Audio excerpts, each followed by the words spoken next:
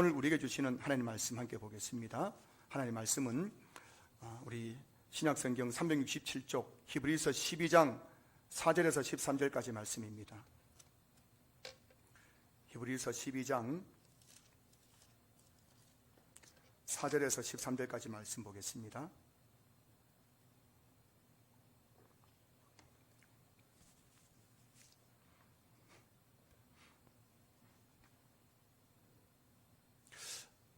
그리고 지금 혹시 한 분 나가셔서 우리 2층에 있는 출입문을 좀 잠가 주시면 감사하겠습니다. 양쪽 출입문을 좀 잠가 주시면 감사하겠습니다. 제가 하나님의 말씀을 봉독하겠습니다. 히브리서 12장 4절에서 13절까지 말씀입니다. 너희가 죄와 싸우되 아직 피 흘리기까지는 대항하지 아니하고 또 아들들에게 권하는 것 같이 너희에게 권면하신 말씀도 잊었도다. 일러스되 내 아들아 주의 징계하심을 경히 여기지 말며 그에게 꾸지람을 받을 때에 낙심하지 말라. 주께서 그 사랑하시는 자를 징계하시고 그가 받아들이시는 아들마다 채찍질 하심이라 하였으니 너희가 참음은 징계를 받기 위함이라. 하나님이 아들과 같이 너희를 대우하시나니 어찌 아버지가 징계하지 않는 아들이 있으리요. 징계는 다 받는 것이거늘 너희에게 없으면 사생자요 친아들이 아니니라.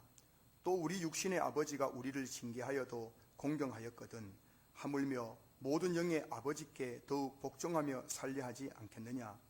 그들은 잠시 자기의 뜻대로 우리를 징계하였거니와 오직 하나님은 우리의 유익을 위하여 그의 거룩하심에 참여하게 하시느니라. 무릇 징계가 당시에는 즐거워 보이지 않고 슬퍼 보이나 후에 그로 말미암아 연단받은 자들은 의와 평강의 열매를 맺느니라. 그러므로 피곤한 손과 연약한 무릎을 일으켜 세우고 너희 발을 위하여 곧은 길을 만들어 저는 다리로 하여금 어그러지지 않고 고침을 받게 하라. 아멘.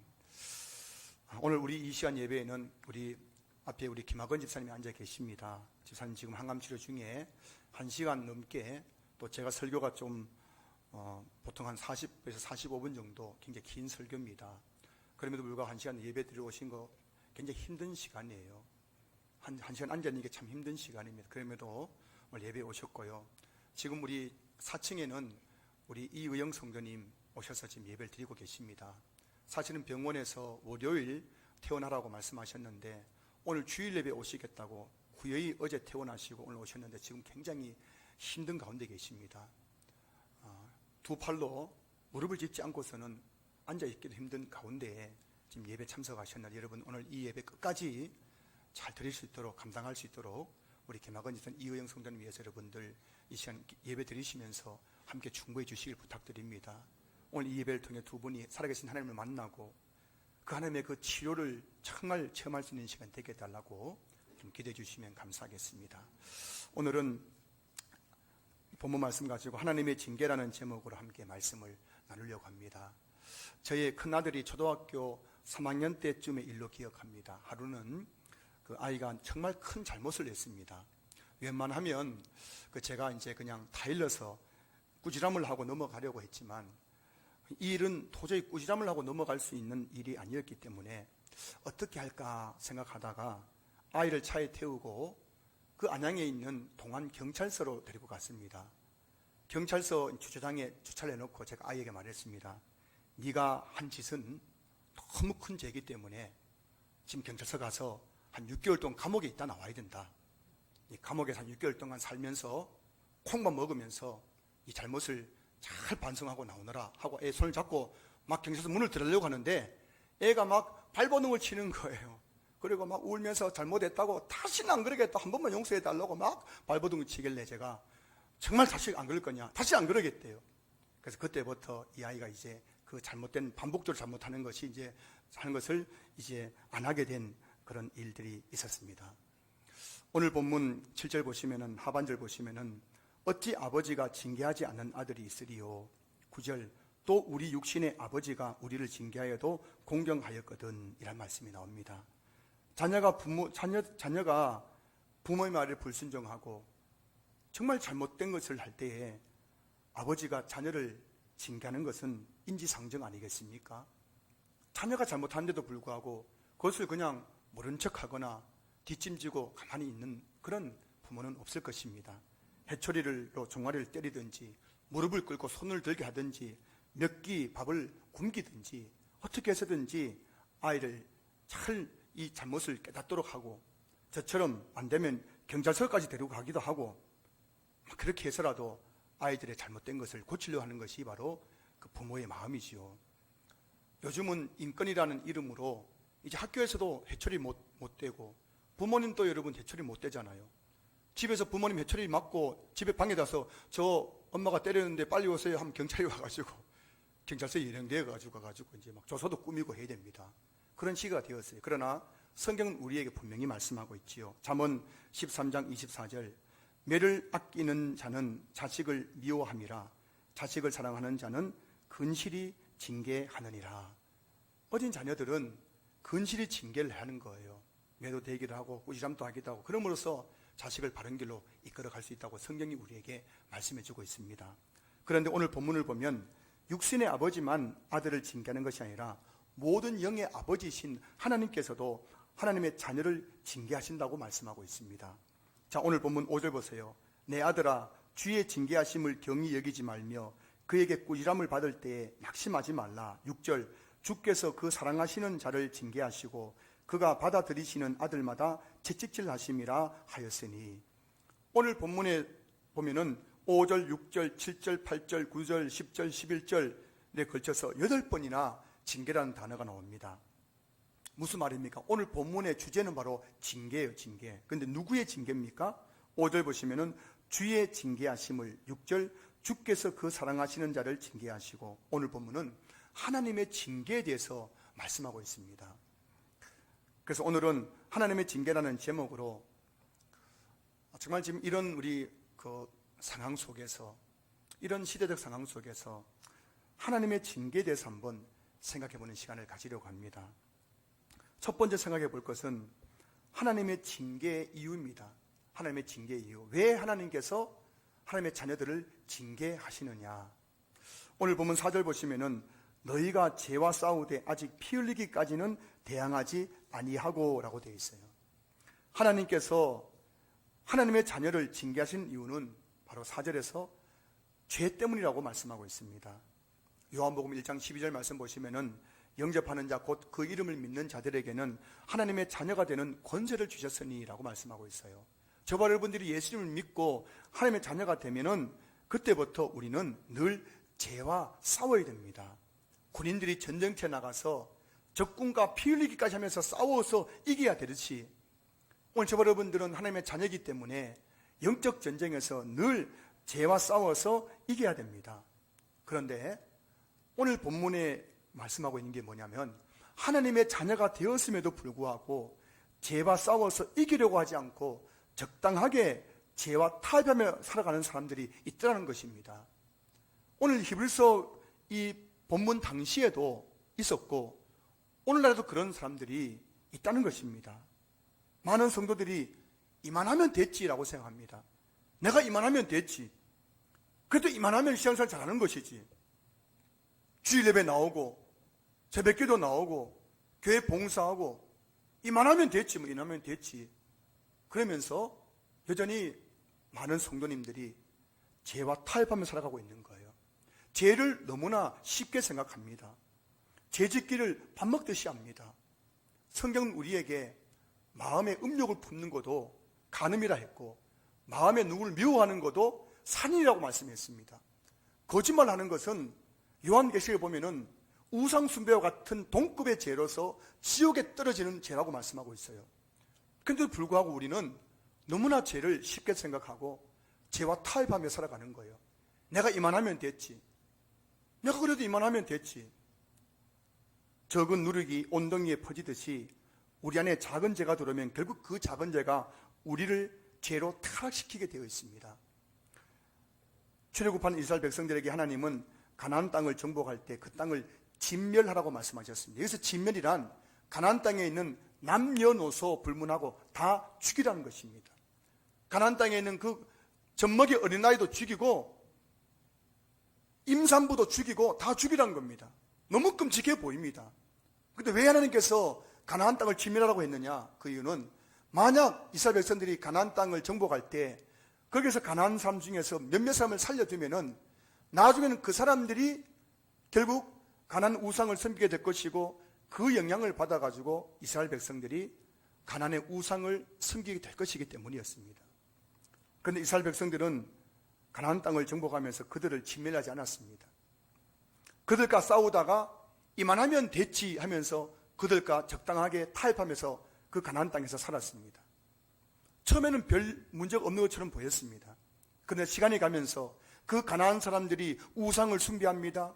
그것을 보면서 이스라엘 백성들은 그 가나안의 우상에 점점 물들기 시작했습니다. 나중에는 온 이스라엘 백성들이 가나안 우상에 완전히 그냥 물들어가지고 우상 숭배에 빠져가지고 BC 722년에 북이스라엘은 아수르에 의해서 멸망당했습니다. 남유다는 BC 586년에 바벨론에 의해서 멸망당했습니다. 성경은 말씀하고 있습니다. 그들이 그렇게 멸망당한 이유는 바로 그들의 우상 숭배의 죄 때문이라는 것입니다. 만약 하나님께서 가나안을 정복할 때 그 땅을 진멸하라고 했을 때 그 땅을 진멸했더라면 이런 멸망은 없었을 것입니다. 오늘 본문의 주제는 하나님의 징계입니다. 히브리서 기자는 하나님의 징계에 대해서 말씀하면서 4절 너희가 죄와 싸우되 아직 피 흘리기까지는 대항하지 아니하고라는 말씀으로 시작합니다. 무슨 말씀입니까? 너희가 죄와 싸우되 피 흘리기까지 죄와 싸우지 아니하기 때문에 하나님께서 너희를 징계하신다는 것입니다. 하나님은 절대 죄를 눈 감아주지 않습니다. 8절 보시면은 징계는 다 받는 것이거늘 너희에게 없으면 사생자요 참마들이 아니니라. 여러분이 정말 하나님의 자녀라면 여러분들이 죄를 지으면 하나님 반드시 징계합니다. 그런데 여러분들이 만약에 나는 죄 많이 지어도 아무 일 일어나지 않던데요 라고 하는 분이 계시면 여러분들은 아마 하나님 자녀가 아닐 가능성이 굉장히 많아요. 아직 예수님 믿지 않는 가능성이 굉장히 많습니다. 하나님이 자녀라면 하나님 반드시 그 자녀를 뭐라고요? 바르게 하기 위해서 징계를 하게 되어 있는 것입니다. 하나님은 죄에 대해서 너무나 철저하게 우리를 징계하십니다. 왜냐하면 하나님께서 가장 싫어하고 미워하는 것이 바로 죄이기 때문입니다. 하나님 보시기에 심히 아름답게 창조되었던 이 세상이 왜 타락했습니까? 이 땅이 왜 이렇게 타락했어요, 여러분? 밖에 나가면 동성애자들이 막 그렇게 활보하고 다니고, 술 취하고 방탕한 사람들이 활보하고 다니고, 연일 TV에서 이렇게 너무 부패하고 타락한 인간들의 모습이 막 드러나고 보도되는 것, 왜 이 땅이 이렇게 타락했습니까? 바로 인간의 죄 때문입니다. 삼일체 하나님이셨던 예수님이 왜 인간의 몸을 입고 이 땅에 오셔서 십자가에 달려 죽으셔야만 했습니까? 인간의 죄 때문입니다. 한 사람 안에 죄가 들어가면 그 사람은 그 죄 때문에 인생이 완전히 타락하게 됩니다. 한 가정에 죄가 들어오면요, 그 죄 때문에 그 가정은 완전히 타락하고 완전히 멸망하게 됩니다. 여러분, 가정사역하는 분들 이야기 들어보십시오. 왜 가정이 그렇게 무너지고 가정이 그렇게 고통 가운데 있습니까? 그 가정에 남편이든 아내든 자녀든 죄가 들어왔기 때문이에요. 그 죄 때문에 그 가정이 완전히 망해버리는 겁니다. 교회도 마찬가지입니다. 교회 안에 작은 데가 들어오면 그 죄 때문에 그 교회는 타락하고 완전히 망해버리는 겁니다. 오늘날에 너무나 많은 교회들이 지금 고통을 당하고 있어요. 교회가 분열하고 다투고, 교회가 그렇게 3,000명, 4,000명 모이던 교회가 어느 날 100명도 안 모이는 교회로 그렇게 완전히 쇠락해져 가고, 그 처음 시작은 작은 죄입니다. 그 작은 죄를 교회가 허용했을 때, 그것을 두고 그것을 끊지 못했을 때 결국 그 작은 죄가 교회를 완전히 쑥대밭을 만들어가지고 교회를 파멸시켜버리는 거예요. 한 사회에 죄가 들어오면 그 사회는 반드시 타락하게 되어 있습니다. 우리가 차별금지법을 막아야 되는 이유는 그 차별금지법이 통과되는 순간 대한민국의 10년, 20년 뻔합니다. 성적으로 타락합니다. 교회가 더 이상 기능을 하지 못합니다. 초등학교 3학년 아들이 큰 잘못을 했을 때 그를 죄로부터 돌이키기 위해 경찰서에 끌고 가서 잘못을 고치도록 징계하는 것이 부모의 마음인 것처럼 하나님은 하나님의 자녀들이 죄로 인해 타락하지 못하도록 죄를 지을 때 반드시 징계를 하신다는 것입니다. 5절 보십시오. 또 아들들에게 권하는 것 같이 너희에게 권면하신 말씀을 잊었도다. 하나님께서 구약 성경에서 얼마나 많이 권면했습니까? 계속해서 고민했습니다. 죄 지으면 안 된다고요. 죄 지으면 내가 징계하겠다고. 그렇게 이야기했는데도 불구하고 그들은 잊어버렸습니다. 말씀을 잊어버렸어요. 그리고 버젓이 죄를 짓는 거예요. 결국 그 죄 때문에 그들은 징계를 당했지 않습니까? 사랑하는 성도 여러분, 하나님의 말씀을 잊지 마시기 바랍니다. 저와 여러분이 죄를 짓고 살아가면 하나님 반드시 그 죄에 대해서 우리를 징계하신다는 사실을 잊지 마시기 바랍니다. 두 번째 생각해 볼 것은 하나님의 징계의 방법입니다. 자, 성도 여러분, 하나님은 어떤 방법으로 하나님의 자녀들을 징계하시는 것일까요? 오늘 본문 5절 6절 말씀 보세요. 5절 보시면은 또 아들들에게 권하는 것 같이 너희에게 권면하신 말씀도 잊었도다. 일러스되 내 아들아 주의 징계하심을 경히 여기지 말며 그에게 꾸지람을 받을 때에 낙심하지 말라. 6절 주께서 그 사랑하시는 자를 징계하시고 그가 받아들이시는 아들마다 책짓질 하심이라 하였으니. 자, 오늘 본문에 보시면은 하나님의 징계 방법은 두 가지입니다. 첫 번째는 꾸지람, 그 다음에 뭐라고요? 채찍질이에요. 하나님께서는 우리도 이제 자녀들이 잘못을 하면 처음부터 회초리 든 게 아니잖아요. 처음에는 말로 다 이릅니다. 그러면 안 된다고 꾸짖습니다. 그래도 말 안 들으면 그 다음에 뭐 하는 거예요? 회초리를 대는 거예요. 이와 같이 하나님께서도 첫 번째 우리가 죄를 지을 때는 꾸지람을 하십니다. 꾸지람. 5절 보세요. 그에게 꾸지람을 받을 때에. 여러분 한 번씩 설교 듣다가 보면은 마음이 찔릴 때가 있어요, 없어요? 우리 교회 성도님들은 너무 자주 있다고 저에게 자꾸 그런 분이 계세요. 목사님 좀 은혜로운 설교 좀 하세요. 은혜로운 설교. 자꾸 책망하는 설교 하지 마시고 자꾸 찔려가지고 도저히 설교 못 듣겠다고 하는 분이 계시던데, 여러분 마음이 찔릴 때가 있어요. 설교 때 마음이 찔려요. 제가 누굴 두고 하는 말이 아니고 그냥 제가 설교 툭 던지는데 여러분들은 누군가 찔리는 거예요. 자, 그때 어떤 분들이 속으로 이런 생각합니다. 지 목사님이 얘들하고 한 소린가, 이런 생각을 하는 분이 계신 거예요. 자, 근데 이게 바로 여러분 하나님의 꾸지람이라는 것을 아셔야 됩니다. 이 예배는 육가육의 예배가 아닙니다. 제가 오늘 앉아서 기도했어요. 하나님, 저는 인간 최경훈이 아니라 하나님의 종 최경훈입니다. 성령으로 저를 충만케 하셔서 제가 성령을 사라져 펴가지고 오늘 제 모든 입술에서 하나님의 말씀이 증거되게 해달라고 기도했거든요. 저 여러분 지금 인간과 인간의 만남이 아니에요. 커피숍에서 지금 이야기하는 게 아닙니다. 성령으로 지배받는 최경훈 목사 여러분들에게 하나님 말씀을 전하는 것이거든요. 그 여러분 오늘 이 말씀을 하나님 말씀으로 받으셔야 됩니다.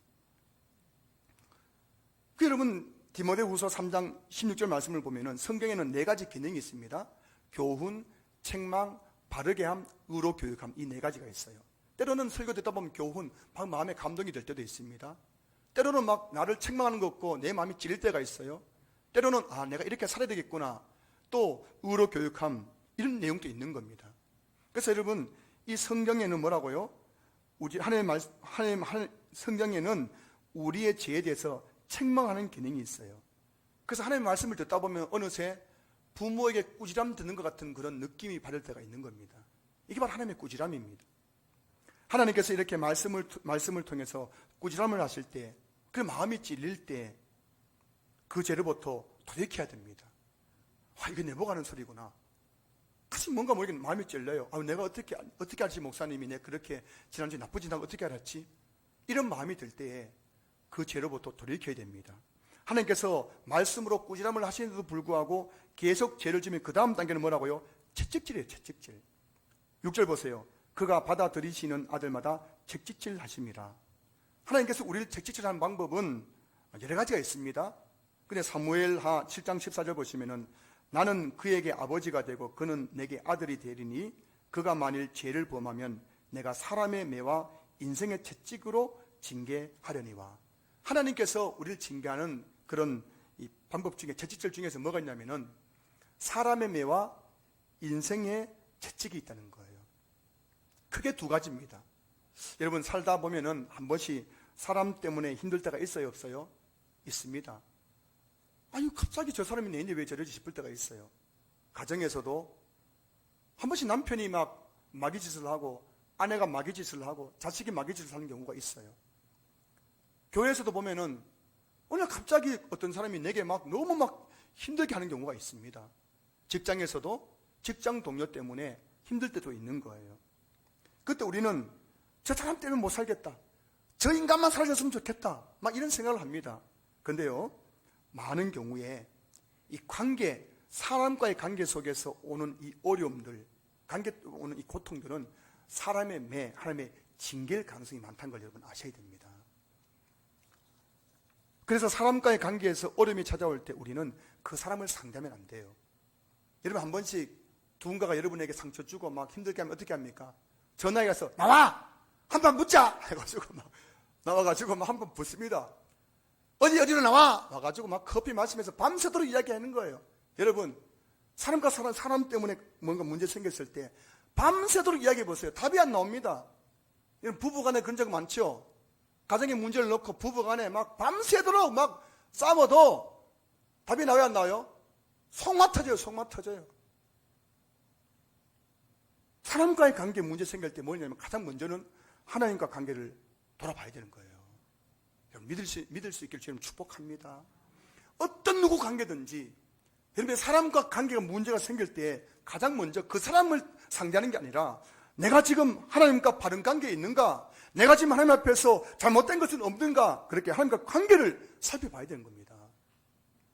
잠언 16장 7절 말씀 보시면은 사람의 행위가 여호와를 기쁘시게 하면 그 사람의 원수라도 그와 더불어 화목하게 하시느니라. 여러분, 하나님께서 어떤 분이십니까? 우리가 하나님을 기쁘시게 하면 여러분, 우리 원수하고도 우리가 화목하게 해주신 분이 하나님이신 줄 믿으시기 바랍니다. 그 여러분, 뭐든지 하나님과 관계가 먼저예요, 먼저. 대부분의 대인관계는 하나님과 관계가 바로 서면은 저절로 해결되는 경우가 너무나 많습니다. 부부관계 마찬가지입니다. 여러분, 부부관계 때 어려움을 겪고 계시는 가정이 계시다면 여러분 기억하셔야 됩니다. 아무리 여러분 그 남편 그 아내하고 이야기해봐도 절대 바뀌지 않습니다. 여러분들이 그런 부부관계 어려움을 가지고 하나님 앞에 나와서 하나님과 관계를 바로 하는 거예요. 하나님, 혹시 내가 잘못한 거 없습니까? 혹시 내가 하나님께 지은 죄가 없습니까? 내가 하나님을 좀 섭섭하게 드리고 하나님을 근심하게 한 건 없습니까? 그 자신을 살피면서 그렇게 하나님과 관계를 회복하면요, 아내와 남편의 관계 거의 대부분이 회복되는 줄로 믿을 수 있기를 주의 이름으로 축복합니다. 하나님께서 채찍질 하시는 또 다른 방법은 인생의 채찍이 인생의 채찍. 사람의 매와 인생의 채찍, 이게 하나님의 징계 수단이거든요.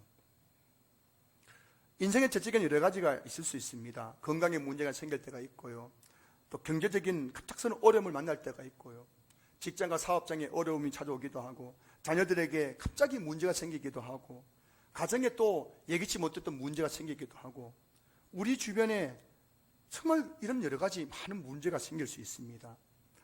하나님은 우리가 죄를 지을 때 여러 가지 인생 채찍으로 우리를 징계하십니다.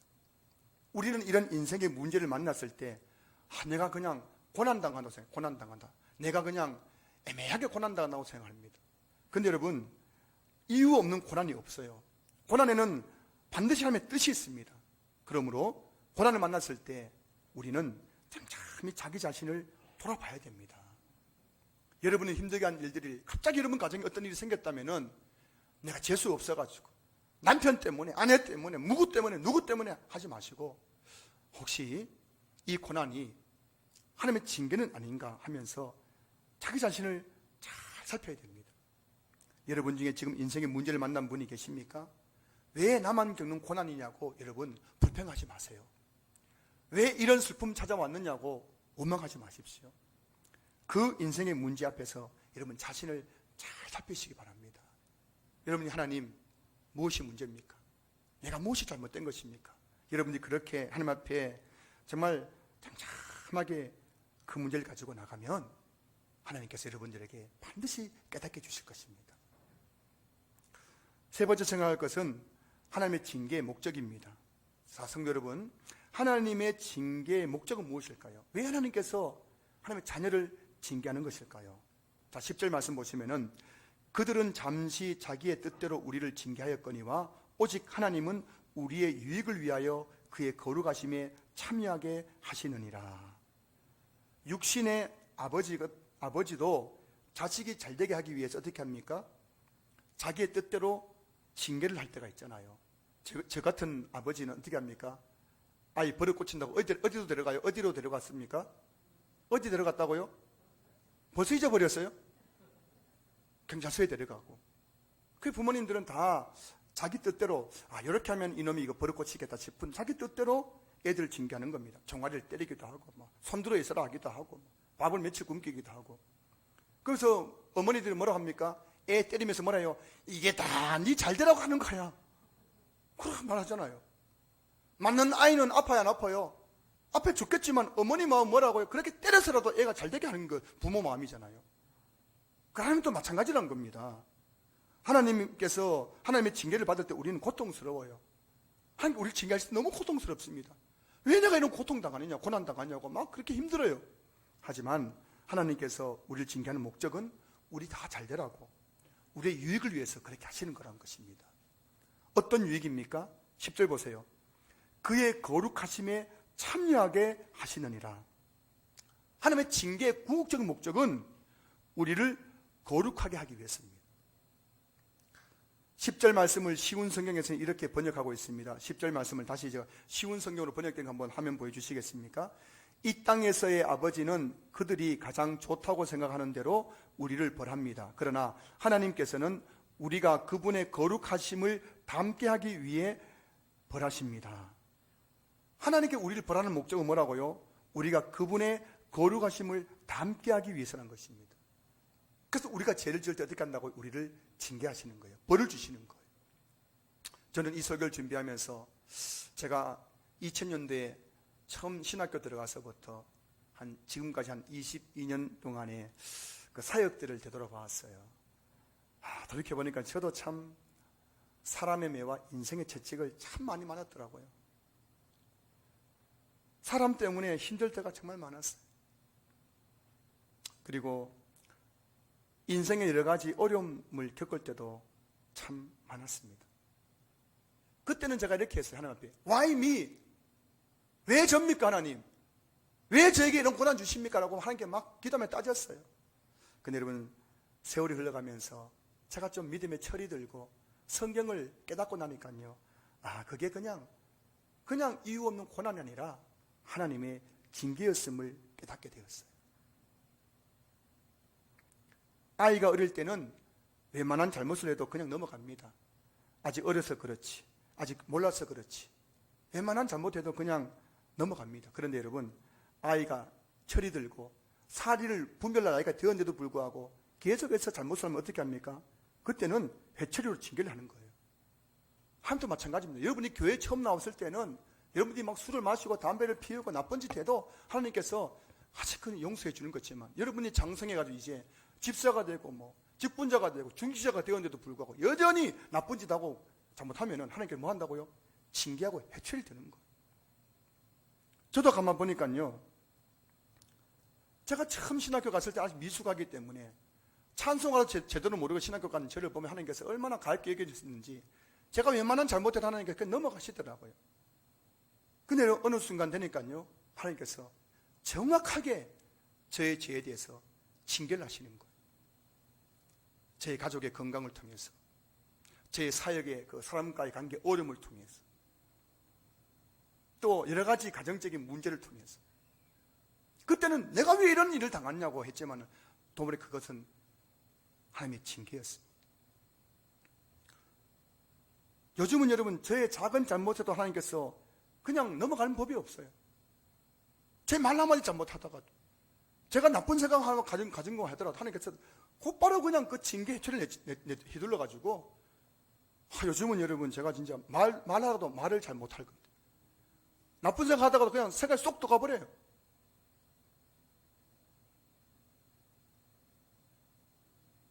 요즘은 뭔가 좀 잘못하잖아요. 조금만 잘못하더라도 하나님께서 막 징계 해초리를 드시는 것이 이제 이게 느껴지는 거군요. 네가 지금 전사도 아니고 한 교회 담임 목사인데 네가 그런 말 해야 되겠냐고, 네가 그런 마음을 품어야 되겠냐고, 네가 전도사냐, 지난교회 담임 목사라고 저에게 얼마나 야단을 치시는지, 막 여기저기서 뻥뻥뻥뻥 문제 터지고 나면요, 제가 정신을 못 차리는 거예요. 또 엎드려가 회개하고, 그러면서 더욱 죄에 대해서 민감해지기 시작했어요. 제가 얼마나 요즘 하나님께서 민감하게 저를 다루시는지, 죄에 대해서 민감해질 만큼 제가 조금씩 더욱더 거룩해져 감을 제가 발견하게 되는 줄로 믿습니다. 사랑하는 성도 여러분, 하나님은 우리를 망하게 하고 실패하게 하고 고통을 주기 위해서 징계하시는 것이 아닙니다. 하나님은 저와 여러분을 거룩하게 하기 위해서 여러분을 징계하신다는 사실을 믿을 수 있기를 주의 이름으로 축복합니다. 마지막 네 번째 생각할 것은 하나님의 징계에 대한 해결책입니다. 자, 성도 여러분, 하나님의 징계는 어떻게 해결할 수 있을까요? 자, 13절 말씀 보시면은 너희 발을 위하여 곧은 길을 만들어 저는 다리로 하여금 어그러지지 않고 고침을 받게 하라. 이 말씀을 쉬운 성경에서는 이렇게 번역하고 있습니다. 우리 화면 보실까요? 이 13절 말씀을 쉬운 성경에서는 올바른 길을 가십시오. 그러면 다리 저는 사람이 절뚝거리지 않고 고침을 받게 될 것입니다. 자, 여기서 올바른 길을 가십시오. 이 말이 뭐냐면 바로 이게 회개를 말하는 거예요. 회개. 죄를 지어가지고 하나님 보시기에 올바르지 못하는 길을 가던 사람들이 회개를 하고 나서 다시 올바른 길을 걸어가게 되는 것, 이게 바로 회개라는 것입니다. 회개, 돌이키는 것. 회개란 죄에서 돌이켜서 올바른 길을 가는 것을 의미하는 거예요. 자, 이렇게 회개할 때 어떤 일이 납니까? 다시 한번 보시면은 그러면 다리 저는 사람이 절뚝거리지 않고 고침을 받게 될 것입니다. 다리 저고 절뚝거리는 사람이 올바른 길로 가는 거예요. 회개를 하면은 절뚝거리지 않고 고침을 받게 될 것이다. 회개하면 여러분, 다리 저는 사람도 고침받게 되는 줄로 믿으시기 바랍니다. 그래서 우리가 병 낫기 위해서 기도할 때 뭐 하는 겁니까? 자기 죄를 서로 고백하는 거예요. 회개하는 거잖아요. 예배 드릴 때도 먼저 회개하고 예배 드리는 거잖아요. 그때에 회개할 때에 절뚝거리는 사람이 고침을 받고 병에서 고침을 받고 우리 인생의 모든 문제들이 해결되는 줄로 믿으시기 바랍니다. 오늘 본문은 징계에 대해서 말씀하시면서 결론적으로 올바른 길을 가십시오. 다시 말하면 회개로 마무리하고 있는 거예요. 올바른 길로 가십시오. 회개하십시오. 4절에서 뭐라고 되어 있습니까? 4절. 죄에 대해서 말씀하고 있습니다. 이 죄 때문에 하나님의 징계가 오는 것이고 이 징계를 해결하는 방법이 뭐라고요? 올바른 길로 가십시오. 즉 회개하라는 겁니다. 회개하라는 것. 하나님의 징계를 해결하는 방법은 회개밖에 없는 줄로 믿으시기 바랍니다. 그런데 우리는 회개를 회개 기도로 생각하는 경우가 있죠. 오늘 또 우리가 참회 기도를 드렸지 않습니까? 아니, 참회 기도할 때 하나님 잘못했습니다. 뭐 한 거 잘못했고 뭐 한 거 잘못했고 뭐 한 거 잘못했고 용서해 주세요. 기도하는 것이 회개라고 생각합니다. 그리고 기도하면 하나님 다 용서해 준다고 생각하시는 겁니다. 근데 여러분, 회개라는 것은 그냥 하나님 내가 잘못했습니다 라고 말하는 것이 아니에요. 회개라는 것은 회개 기도와 함께 실제적으로 내가 회개한 그 죄로부터 돌이키는 것이 참된 회개 근거.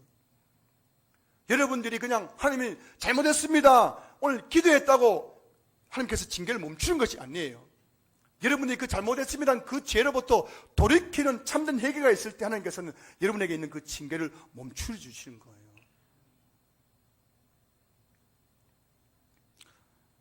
하나님의 그 징계의 목적이 우리를 거룩하게 하는 것이기 때문에 저와 여러분들이 인생의 문제를 만났을 때 거기서 철저하게 내 자신의 죄를 회개하면은 대부분의 문제는 진짜 여러분 아침안개 걷듯이 눈 녹듯이 사라진 줄 믿으시기 바랍니다. 자식을 키워보면요 여러 자녀가 있잖아요. 근데 그 중에서 꼭 매를 많이 맞는 자녀가 있어요 없어요? 매를 버는 자녀가 있어요 없어요?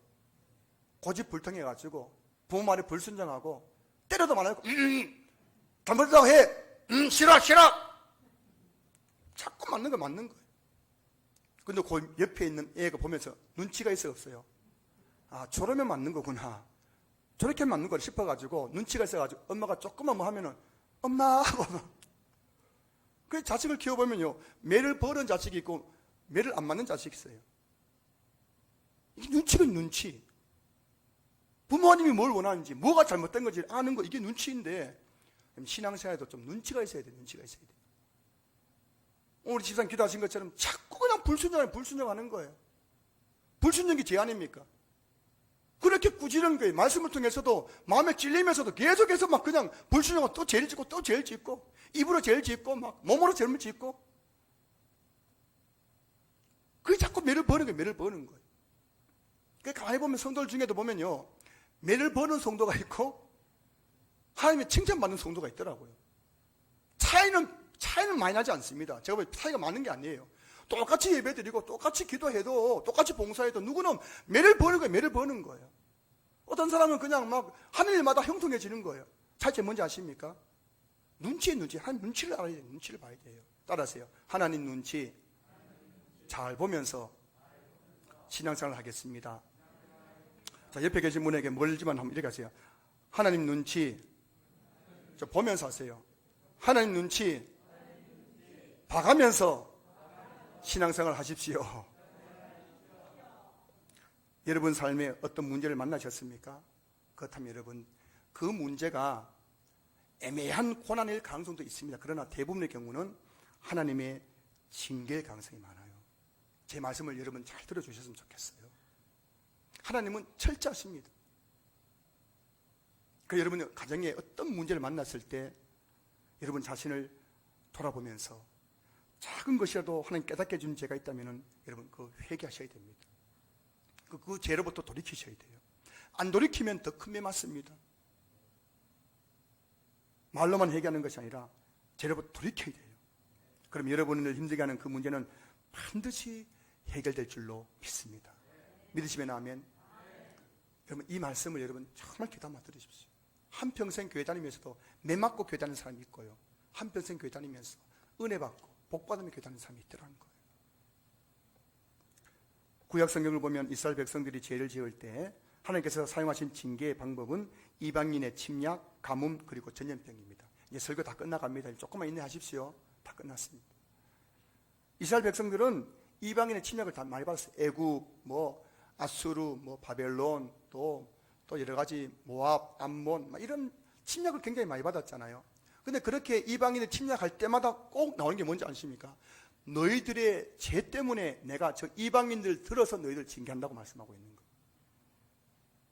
그리고 성경에 보면은 가뭄에 대해서 가뭄이 징계일 때가 있습니다. 엘리야 시대에 북이스라엘의 아합 왕이 얼마나 우상숭을 많이 했더니 하나님께서 가뭄을 통해서 그 북이스라엘을 징계하셨습니다. 3년 6개월 동안 비가 오지 않게 하셨어요. 다윗 시대에는 다윗의 죄 때문에 하나님께서 전염병으로 그 이스라엘을 징계하셨습니다. 이게 다 하나님의 징계 방법입니다. 여러분 지금 우리는 코로나 바이러스라는 전염병 때문에 너무 힘든 가운데 있습니다. 그런데 성경을 보면 코로나 바이러스는 하나님의 징계라고 분명히 말씀하고 있어요. 하지만 지금 한국교회 안에서 코로나 바이러스를 하나님의 징계로 바라보는 사람들은 많지 않은 것 같습니다. 왜냐하면 만약 코로나 바이러스를 하나님의 징계로 바라봤다면 지금 한국교회가 해야 될 일은 회개운동이거든요. 지금 정부가 탄압한다고 기독교 탄압한다고 성명서 발표할 때가 아니라 이게 우리 죄 때문입니다. 회개할 때이거든요. 눈을 씻고 찾아봐도 TV 어디에도 언론 어디에도 한국교회가 지금 회개운동을 하고 있다는 것을 볼 수 없는 거예요. 그만큼 지금 한국교회는 코로나 바이러스를 그냥 현상으로 그냥 사회 자연 현상으로 바라보고 있는 거예요. 하나님의 징계로 바라보고 있지 않는다는 것입니다. 하지만 성경은 분명히 우리에게 전염병은 하나님의 징계라고 말씀하고 있는 거예요. 성경이라는 창문을 통해서 오늘 지구촌에서 일어나고 있는 코로나 바이러스의 실상을 보십시오. 여러분 치료제로 코로나 바이러스를 막을 수 있습니까? 백신으로 막을 수 있어요? 방역으로 지금 코로나 바이러스를 막을 수 있습니까? 하나님의 징계를 치료제, 백신, 방역으로 과연 해결할 수 있겠습니까? 하나님께서 굽게 하신 것을 누가 능히 곱게 할 수 있겠냐고 성경이 말씀하고 있지 않습니까? 하나님께서 이 땅의 죄악 때문에 코로나 바이러스라는 징계를 이 땅에 내렸는데 그걸 어떻게 여러분 백신을 가지고 치료제를 가지고 방역 가지고 그것을 해결할 수 있단 말입니까? 역대하 7장 14절 말씀 보세요. 내 이름으로 일컫는 내 백성이 그들의 악한 길에서 떠나 스스로 낮추고 기도하여 내 얼굴을 찾으면 내가 하늘에서 듣고 그들의 죄를 사하고 그들의 땅을 고칠지라. 하나님의 말씀입니다. 지금 한국교회 안에서 일어나야 할 운동은 정부에 대해서 성명서 발표하는 그런 운동이 아니라 회개운동이에요. 회개운동. 주여 우리의 죄악을 용서해 주시옵소서. 한국교회가 이 세상에 빛과 소금 역할을 감당하지 못한 죄를 용서해 주시옵소서. 한국교회 지도자들의 타락을 용서해 주십시오. 그래야 하나님께서 이 땅을 고쳐주실 줄로 믿습니다. 여러분, 코로나 바이러스 이게 종식된 건 간단합니다. 6.25가 왜 일어났습니까? 6.25가 왜 일어났습니까? 이건 뭐 개인마다 차이가 있겠지만은 일제 신사 참배에 대한 그 징계 아니겠습니까? 말씀 마무리하겠습니다. 사랑하는 성도 여러분, 우리가 회개할 때 하나님은 무너진 우리의 인생을 반드시 회복시켜 주실 줄 믿습니다. 여러분 인생에 문제가 만난 분이 계시다면 여러분 진짜 주님 앞에서 이번 2주간 사회적 거리두기 4단계 가운데 하나님과 더 친밀한 거리를 가까이 하시면서 여러분 자신을 돌아보면서 여러분의 죄를 대해서 철저하게 회개해 보십시오. 여러분의 인생이 다시금 회복될 것입니다.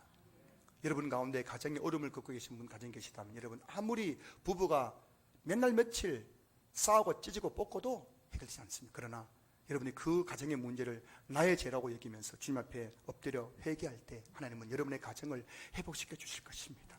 남편의 마음을 돌이키고 아내의 마음을 돌이키고 자녀의 마음을 돌이키고 부모의 마음을 돌이키고 여러분의 가정을 다시금 믿음으로 세워가실 것입니다. 그리고 우리가 함께 회개할 때 하나님은 코로나 바이러스로 무너진 이 땅을 다시 고쳐 주실 것입니다. 성도 여러분, 지금은 우리가 함께 내 자신과 가정과 이 나라 이민족을 놓고 회개할 때인 줄로 믿습니다.